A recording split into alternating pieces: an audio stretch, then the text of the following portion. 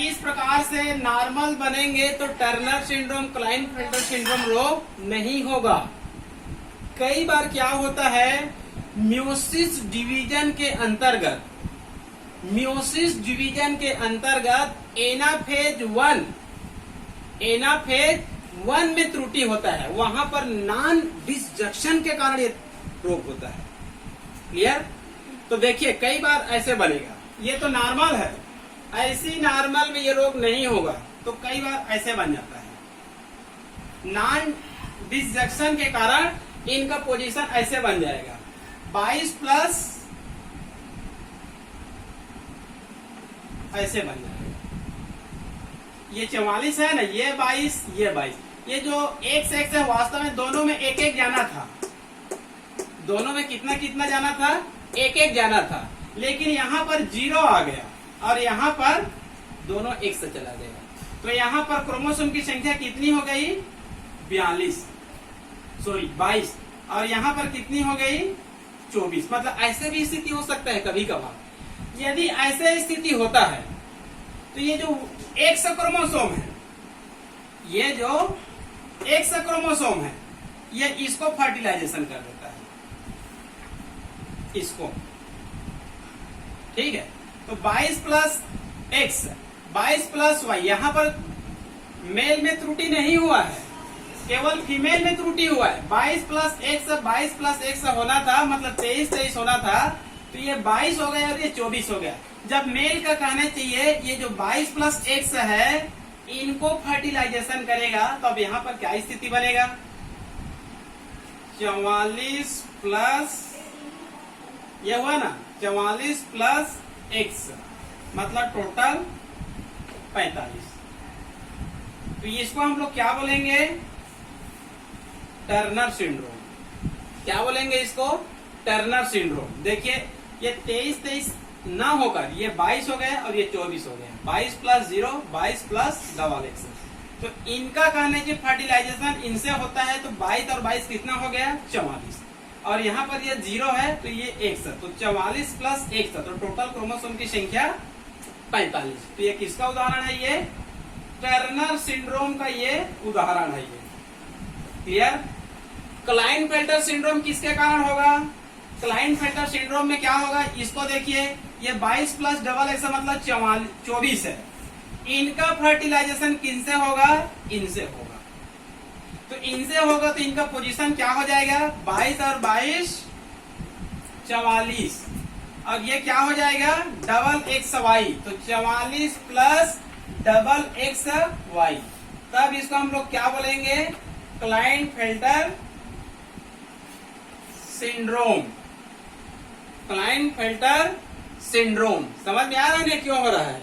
इसमें फीमेल में त्रुटि है अंडाणु बनने में, एक में 0 चला गया और एक में दोनों एक्स आ गए। यदि इनका फर्टिलाइजेशन एक्स से होगा तो टर्नर सिंड्रोम, इसका फर्टिलाइजेशन वाई से हुआ तो यहाँ पर क्या बनेगा, क्लाइनफेल्टर सिंड्रोम बनेगा। क्लियर? इसी प्रकार से आपके पुस्तक में टर्नर सिंड्रोम, क्लाइनफेल्टर सिंड्रोम दोनों को छोड़कर 2 सिंड्रोम और दिया गया है। एक का नाम है सुपर फीमेल और एक का नाम है सुपर मेल। एक का नाम है सुपर फीमेल और एक का नाम है सुपर मेल। सुपर फीमेल में क्या होता है position, 44 plus triple X Y, 44 plus triple X Y. यदि किसी फीमेल में इस प्रकार से पोजीशन पाया जाएगा तब इसको हम लोग बोलेंगे सुपर फीमेल। और मान लो किसी में कहना चाहिए सुपर मेल में पोजीशन क्या रहेगा, 44 plus X Y Y, 44 plus X Y Y. ये क्या है, सुपर मेल। कई वैज्ञानिकों का कहना है लाखों व्यक्ति में इस प्रकार का एक ही हो सकता है, लाखों व्यक्ति में केवल एक ही हो सकता है। और यह भी माना जाता है किसी के व्यक्ति में, किसी पुरुष में इस प्रकार का पोजीशन पाया जाएगा तो ये जन्मजात कहना चाहिए क्रिमिनल प्रकृति के होते हैं। कौन सा नेचर के होते हैं, क्रिमिनल प्रकृति के होते हैं, क्योंकि इनके गुणसूत्र में 2 वाई क्रोमोसोम होते हैं। क्लियर? कुछ पुस्तकों में इसको जैकब सिंड्रोम लिखा गया है। कुछ पुस्तकों में इसको क्या लिखा गया है, जैकब सिंड्रोम कहा गया है। क्लियर? ये हो गया आप लोगों का सेक्स क्रोमोसोम में परिवर्तन के कारण होने वाले रोग। पहला है टर्नर सिंड्रोम, सेकंड है क्लाइनफेल्टर सिंड्रोम, तीसरा है सुपर फीमेल, आगे है सुपर मेल। इसमें 44+X है और इसमें 44+XXY, कभी कभार 44+XXY हो सकता है। इसमें 44+XXX है और इसमें सुपर मेल में 44+XYY। क्लियर? अब यहाँ पर देखते हैं हम लोग ऑटोसोम्स जीन में परिवर्तन के कारण, ऑटोसोम्स जीन में परिवर्तन के कारण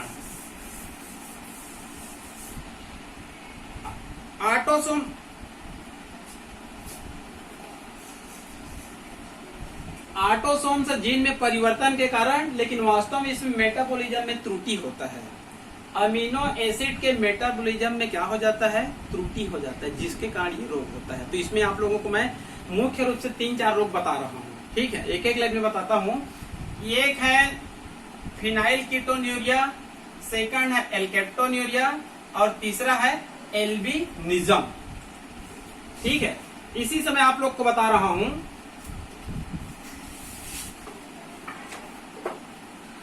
देखिए, ऑटोसोम्स जीन में परिवर्तन के कारण होने वाले रोग, ये वास्तव में अमीनो एसिड में मेटाबॉलिज्म में त्रुटि के कारण होता है। क्लियर? तो देखिए, पहले 3 रोगों का आप लोग नाम याद कीजिए, फिनाइल कीटोन्यूरिया, एल्केप्टोन्यूरिया, एल्बिनिज्म। ठीक है जी, फिनाइल कीटोन्यूरिया, एल्केप्टोन्यूरिया और एल्बिनिज्म। इसमें क्या होगा, पहले वाले में हमारे शरीर में फिनाइल एलेनिन नामक अमीनो एसिड पाई जाती है। हमारे शरीर में रक्त में क्या पाई जाती है, फिनाइल एलेनिन नामक अमीनो एसिड पाई जाती है। और हमारे शरीर में फिनाइल एलेनिन हाइड्रोक्सिलेज एंजाइम होती है। फिनाइल एलेनिन हाइड्रोक्सिलेज नामक क्या होती है, एंजाइम होती है। ये एंजाइम इसका क्या करता है, मेटाबॉलिज्म करता है। ये एंजाइम इस अमीनो एसिड का क्या करता है, मेटाबॉलिज्म करता रहता है। और इसका मेटाबॉलिज्म करता है तो ये किस में बदल जाती है, टायरोसिन में बदल जाती है। ठीक है जी, हमारे शरीर में ये अमीनो एसिड पाई जाती है और ये उसका क्या करता है, मेटाबॉलिज्म। तो ये मेटाबॉलिज्म करता है तो ये किस पदार्थ में बदल जाती है, टायरोसिन में। अब मान लो हमारे शरीर में इसकी कमी हो गई, हमारे शरीर में इसकी क्या हो गई, कमी हो गई, तो ये अमीनो एसिड इसमें परिवर्तन नहीं हो पाएगा और हमारे शरीर में इनकी मात्रा क्या हो जाती है, बढ़ जाती है। तो इसी को क्या कहा जाता है, फिनाइल कीटोन्यूरिया। मतलब फिनाइल एलेनिन इस एंजाइम की सहायता से, फिनाइल एलेनिन हाइड्रोक्सिलेज एंजाइम की सहायता से इसमें बदलेगा। इसकी कमी हो गया तो ये कहना चाहिए इसमें नहीं बदल पाती है और हमारे शरीर में इनकी मात्रा क्या हो जाती है, बढ़ जाती है। तब इस रोग को बोलेंगे फिनाइल कीटोन्यूरिया। इस रोग का लक्षण क्या होता है, नर्वस सिस्टम का विकास कम होता है, मस्तिष्क का विकास कम होता है। क्लियर? अगला एल्केप्टोन्यूरिया। एल्केप्टोन्यूरिया में जानेंगे, हमारे शरीर में ये अमीनो एसिड पाई जाती है, होमोजेनिस्टिक एसिड, होमोजेनिस्टिक एसिड या होमोजेनेटिसिक एसिड भी कहा जाता है। ये कहना चाहिए ये अमीनो अम्ल, ये होमोजेनिस्टिक एसिड ऑक्सीडेज नामक एंजाइम की सहायता से इसका क्या होता है, उपापचय होता है। यदि इनकी हमारे शरीर में क्या हो गया, कमी हो गया, होमोजेनिस्टिक एसिड ऑक्सीडेज नामक एंजाइम की क्या हो गया, कमी हो गया, तो इनकी उपापचय क्रिया क्या हो जाती है, त्रुटिपूर्ण हो जाती है और ये हमारे शरीर में इनकी मात्रा क्या हो जाती है, बढ़ जाती है। तब इस रोग को हम लोग क्या बोलेंगे, एल्केप्टोन्यूरिया। जब कोई व्यक्ति को ये रोग होता है, जब कोई व्यक्ति को ये रोग होता है तब ये व्यक्ति मान लो कहना चाहिए यूरिन करेगा, तो इनका यूरिन कहना चाहिए हवा के संपर्क में आने के बाद कौन सी कलर में चेंज हो जाती है, ब्लैक कलर में चेंज हो जाती है। यदि किसी का यूरिन हवा में आने के बाद ब्लैक कलर में चेंज हो रहा है तो कौन सा रोग होने की संभावना है, एल्केप्टोन्यूरिया। क्लियर? आगे है एल्बिनिज्म, आगे है एल्बिनिज्म। एल्बिनिज्म मतलब हिंदी में होता है रंजकहीनता। इसको एल्बिनो भी कहा जाता है, व्हाइट एकदम सफेद। आप लोग देखे होंगे प्रत्येक गांव में या फिर अधिकांश गांव में कोई स्टूडेंट रहते हैं, छोटे हो सकते हैं, बड़े हो सकते हैं, उनका शरीर पूरी तरह से व्हाइट होता है। उनका पूरा स्किन, पूरा हेयर, पूरा शरीर ही क्या होता है, व्हाइट होता है। उसी को हम लोग क्या बोलते हैं, एल्बिनो। और इस रोग को क्या बोलते हैं, एल्बिनिज्म, रंजकहीनता। इसका कारण क्या होता है, हमारे शरीर में फिनाइल एलेनिन नामक अमीनो एसिड पाई जाती है। यहाँ पर भी है फिनाइल एलेनिन और यहाँ पर भी है। ये फिनाइल एलेनिन टायरोसिनेज नामक एंजाइम की उपस्थिति में, टायरोसिनेज नामक एंजाइम की उपस्थिति में ये फिनाइल एलेनिन किसमें बदलती रहती है, मेलानिन नामक पिगमेंट्स में। और आप लोग को पता होगा हमारी त्वचा का रंग का निर्धारण कौन करता है, मेलानिन करता है। जिनके शरीर में बहुत ज्यादा होती है वो बहुत ज्यादा क्या होते हैं, ब्लैक होते हैं। यदि मेलानिन की मात्रा मध्यम होती है तो व्यक्ति सांवले होते हैं, और यदि मेलानिन की मात्रा कम होती है तब वो व्हाइट होते हैं। यदि ये नाम मात्र कभी नहीं पाया जाएगा तब उस रोग को क्या कहते हैं हम लोग, एल्बिनो। मतलब पूरी तरह से उनके शरीर में मेलानिन नहीं पाया जाएगा, क्योंकि इनके शरीर में किनकी कमी हो जाती है, टायरोसिनेज नामक एंजाइम की। ये टायरोसिनेज नामक एंजाइम इस फिनाइल एलेनिन को किसमें चेंज करता है, मेलानिन में। अब मान लो इनकी कमी हो गया शरीर में, टायरोसिनेज नामक एंजाइम की क्या हो गया, कमी हो गया, तो ये फिनाइल एलेनिन मेलानिन में चेंज हो पाएगा क्या, नहीं हो पाएगा। और फलता हमारे शरीर में मेलानिन की क्या हो जाएगा जी, कमी हो जाएगा, जिसके कारण त्वचा का रंग क्या हो जाएगा, रंजकहीनता, कोई भी रंग नहीं पाया जाएगा। तब इसको हम लोग एल्बिनो कह सकते हैं या फिर एल्बिनिज्म। क्लियर।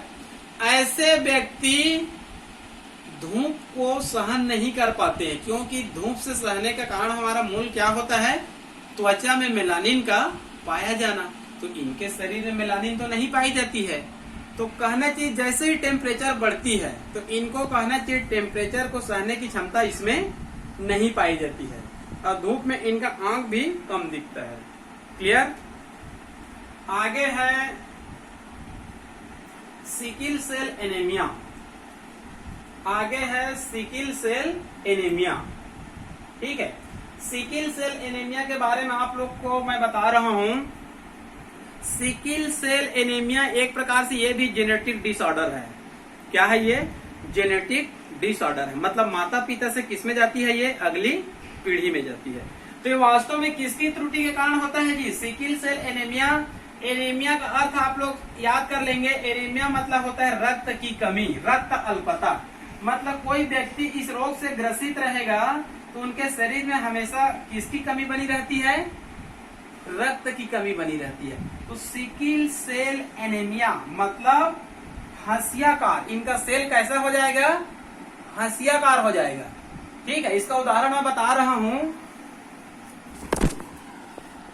ये दिख रहा है, ये हमारा कहना चाहिए आरबीसी है। ये क्या है, हमारा आरबीसी है। आरबीसी सामान्य रूप से क्या होती है, गोलाकार होती है। क्या होती है, गोलाकार। और आप लोगों को पता होगा मैमल्स के आरबीसी में क्या घुला हुआ पाया जाता है, हीमोग्लोबिन। क्या घुला हुआ पाया जाता है, हीमोग्लोबिन। हीमोग्लोबिन के कारण ही रक्त का कलर क्या होता है, लाल होता है। क्लियर। ये आरबीसी है, इसमें हीमोग्लोबिन घुला हुआ पाया जाता है। तो मान लो कहना चाहिए हम सिकिल सेल एनीमिया से ग्रसित नहीं हैं, तो हमारा आरबीसी का आकार कैसे रहेगा, ऐसी गोलाकार रहेगा। और इसमें पाई जाती haemoglobin, haem plus globin. Haem plus globin. Haem क्या है, आयरन, और ग्लोबिन क्या है, प्रोटीन है। ये दो शब्दों से मिलकर बना हुआ है, हीम प्लस ग्लोबिन। हीम क्या है, रक्त है, आयरन, और ग्लोबिन क्या है, प्रोटीन। तो हीमोग्लोबिन कुल मिलाकर क्या है, प्रोटीन है। हीमोग्लोबिन कुल मिलाकर क्या है जी, प्रोटीन है। अब प्रोटीन किससे बना होता है? अमीनो एसिड से। किससे बना होता है? अमीनो एसिड से। आप लोग को पहले बताया हूं मैं, 11वीं में आप लोग को पढ़ाया था डाइजेस्टिव सिस्टम में। ठीक है जी। हीमोग्लोबिन एक क्या है? प्रोटीन है। और डाइजेस्टिव सिस्टम में बताया था प्रोटीन एक बड़ा अणु होता है जो डाइजेशन होने के बाद किसमें टूटती है? अमीनो एसिड में। तो याद आ रहा है ना, प्रोटीन किससे बना होता है? अमीनो एसिड से। तो मानकर चलिए जो हीमोग्लोबिन नामक प्रोटीन है ये लगभग 574 अमीनो एसिड से मिलकर बना होता है। ये लगभग कितने अमीनो एसिड से मिलकर बना होता है? 574। किसी बुक में 576, किसी में 580 ऐसे लिखा रहता है, लेकिन एक एवरेज में ले लेते हैं। हीमोग्लोबिन एक प्रोटीन है जिसमें कितनी अमीनो एसिड पाई जाती है? 574। तो इसका दो चैन होता है। क्या होता है? दो चैन होता है। एक होता है अल्फा चैन और एक होता है बीटा चैन। ठीक है जी। ये अल्फा चैन और ये क्या है? बीटा चैन। क्लियर? तो ये जो अमीनो एसिड होती है इसमें लगभग 142, इसमें लगभग 142, इसमें लगभग 145 और इसमें लगभग 145, लगभग 574 के आसपास होती है। ये अल्फा चैन और ये बीटा चैन। इसमें दो पॉलीपेप्टाइड चैन होती है। क्या होती है? इसमें दो पॉलीपेप्टाइड चैन होती है। इसमें 142 अमीनो एसिड और इसमें 142 अमीनो एसिड, इसमें 145 अमीनो एसिड और इसमें भी 145 अमीनो एसिड होती है। और इसका क्रम निश्चित होता है। इसका क्रम क्या होता है? निश्चित होता है। मतलब आप ये मानकर रखिए पहले में क्या अमीनो एसिड रहेगा, दूसरे में क्या रहेगा, 10वें में क्या रहेगा, 100वें में क्या रहेगा, 142 में क्या रहेगा, उसका निश्चित क्रम होता है। इसमें भी पहले में क्या रहेगा, 5वें में क्या रहेगा, 6वें में क्या रहेगा, 50वें में क्या रहेगा, 100वें क्रमांक में क्या रहेगा, ये निश्चित रहता है। तो मान लो हमको सिकल सेल एनीमिया नहीं है, तो जिस क्रम में होना चाहिए उसी क्रम में अमीनो एसिड पाया जाएगा। क्लियर? अब मान लो किसी व्यक्ति को सिकलिंग डिसीज है। कौन सा डिसीज है? मान लो सिकल सेल एनीमिया। तो उसमें क्या होता है? इस क्रम को याद रखेंगे। उनके जो बीटा चैन है, उनके 5वें या 6वें क्रमांक पे त्रुटि पाई जाती है। किसी पुस्तक में 5वें क्रमांक लिखा रहता है और किसी पुस्तक में 6वें क्रमांक लिखा रहता है। वास्तव में 5वें या 6वें जो भी हो, इसमें रहना चाहिए ग्लूटेमिक एसिड। इसमें क्या होना चाहिए? Glutamic acid. लेकिन ग्लूटेमिक एसिड के जगह में कौन सी अमीनो एसिड आ जाती है? वेलिन नामक अमीनो एसिड आ जाती है। रहना चाहिए ग्लूटेमिक एसिड, लेकिन ग्लूटेमिक एसिड के जगह में क्या आ जाती है? वेलिन नामक अमीनो एसिड। तो ये कहना चाहिए ग्लूटेमिक एसिड 5वें 6वें से ये पहले में आ जाती है और वेलिन पहले से 6वें में आ जाती है। तो पहले से इसके बीच में क्या हो जाती है? रिएक्शन हो जाती है। पहले से 6वें के बीच में क्या हो जाती है? रिएक्शन हो जाती है। तो आरबीसी गोलाकार न होकर इस प्रकार से हंसियाकार हो जाती है। मतलब यहाँ पर 1 और यहाँ पर 6 है। यदि क्रम में त्रुटि नहीं होती है तो ऐसे गोलेकार रहेगा।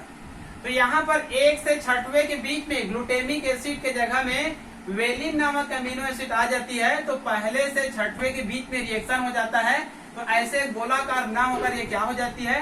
हंसियाकार हो जाती है। मतलब आरबीसी हंसियाकार हो गया, तब इस रोग को क्या बोलेंगे हम लोग? हंसियाकार एनीमिया। हंसियाकार एनीमिया, इसमें एनीमिया शब्द जुड़ जाता है क्योंकि कहना चाहिए आरबीसी गोलाकार ना होकर हंसियाकार हो जाती है। तो इसमें रक्त की लाइफ क्या हो जाती है? कम हो जाती है। जैसे कि नॉर्मल आरबीसी कितने दिनों तक जीवित रहता है? 120 दिनों तक। और ये हंसियाकार आरबीसी है, ये लगभग कहना चाहिए 50 से 60 दिनों तक जीवित रहती है। मतलब लगातार ये खत्म होती रहती है समय से पहले। तब उस व्यक्ति में रक्त की क्या हो जाती है? आरबीसी की क्या हो जाती है? कमी हो जाती है, तो इसको बोलेंगे सिकिल सेल एनीमिया। क्लियर? एक बार इसको पूछा गया था सिकिल सेल एनीमिया प्रभावी रोग है कि अप्रभावी रोग है, तो आप लोग इसको याद करके रखेंगे, ये अप्रभावी रोग लिखा रहता है। पुस्तकों में क्या लिखा रहता है? अप्रभावी, मतलब सेक्स लिंकेड इनहेरिटेंस, उसको भी अप्रभावी रोग लिखा रहता है। ठीक है, और सिकिल सेल एनीमिया को भी क्या लिखा रहता है? अप्रभावी रोग लिखा रहता है। एक बार तो नीट में भी क्वेश्चन आया था, जब सिकिल सेल एनीमिया की उत्पत्ति हुई तो कौन से क्रोमोसोम में त्रुटि के कारण हुई थी? कौन सी क्रोमोसोम में त्रुटि के कारण हुई थी? तो उत्तर में था, जब सबसे पहली बार उत्पन्न ये हुआ था तब 11वें क्रोमोसोम में, 11वें नंबर के क्रोमोसोम में अप्रभावी म्यूटेशन के कारण उत्पन्न हुआ था। हमारे जो 1 से 22 जोड़ी जो होते हैं ऑटोसोम्स क्रोमोसोम, उसमें 11वें जोड़ी क्रोमोसोम में अप्रभावी म्यूटेशन के कारण उत्पन्न हुआ था, जिसके कारण इसको क्या कहा जाता है? अप्रभावी म्यूटेशन। समझ में आया सिकिल सेल एनीमिया? क्यों जी? पूरी तरह से समझ में आया कि नहीं आया? अब इसमें आप लोग को क्रॉस करके बताता हूँ, हालांकि आपके पुस्तक में इतना डिटेल नहीं है, तो चूंकि हम सिकिल सेल एनीमिया पढ़ रहे हैं, तो आप लोगों को मैं कलर ब्लाइंडनेस या हीमोफीलिया जैसे क्रॉस करके बताता हूँ। 3 शब्द उसमें बताऊंगा आप लोग को, यदि आप उसको कहना चाहिए पकड़ लिए, तो आप अगली पीढ़ी में कैसे आएगा उसको आप कभी भी नहीं भूल पाएंगे। क्लियर?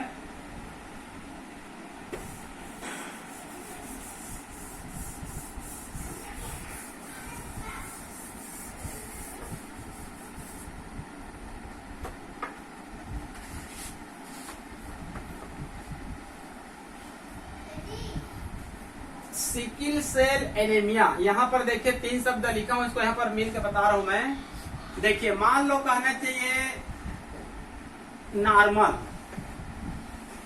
कैरियर, डिसीज, 3 ही होते हैं इसमें, या तो नॉर्मल रहेंगे, या फिर कैरियर रहेंगे, या फिर क्या रहेंगे? डिसीज रहेंगे। देखिए, नॉर्मल रहेंगे तो ऐसे लिखेंगे HHAA। क्लियर? यहां पर भी लिखा हूं, इसको देख सकते हैं। कैरियर, कैरियर है तो ऐसा लिखेंगे HHAS। क्लियर? और डिसीज है तो इसको लिखेंगे HHSS।